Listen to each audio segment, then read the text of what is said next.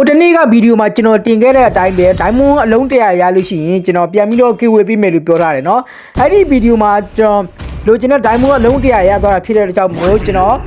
ပြန်ပြီးတော့ညီကိုတို့ကိုလက်ဆောင်ပြန်ပေးသွားမယ်ပေါ့เนาะအဲ့ဒီဒိုင်းမွန်းအလုံး100နဲ့ညီမျှတဲ့ emote တစ်ခုလက်ဆောင်ပြန်ပေးသွားမယ်ပေါ့เนาะအဲ့တော့ညီကိုတို့အနေနဲ့ဒီအောက်မှာပေါ့เนาะဒါဘယ်သူမဆိုကန်ဆန်းလို့ရတယ်ပေါ့เนาะဒီ comment အောက်မှာကိုကြိုက်တဲ့ hero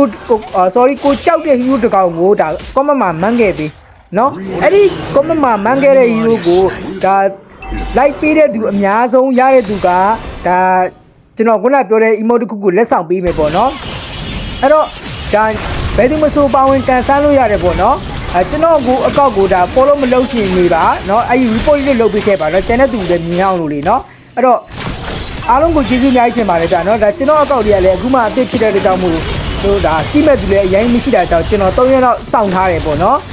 ဒါလေးကတော့ဒါကျွန်တော်ဘယ်တိုင်းနဲ့ဆိုတာနဲ့ပွဲလေးကိုပြန်ပြီးတော့ highlight ထုတ်ထားတာပါမိတ်ဆွေတို့လည်းအဲ့လိုမျိုး diamond တွေ free လိုချင်တယ်ဆိုလို့ရှိရင်တော့ဒီ mobile နဲ့ကြရဲ့ဒီ MFPP creator ဘေးမှာဒါမျိုးကိုစော့ရတဲ့ game video လေးတွေကို record ဖမ်းပြီးတော့တင်လို့ရတယ်เนาะအဲ့ဒီခါကျရင် diamond ရတယ်ကြာเนาะအဆုံးထိကြည့်ပြီးတော့အားလုံးကိုကျေးဇူးအများကြီးတင်ပါတယ်ဗျ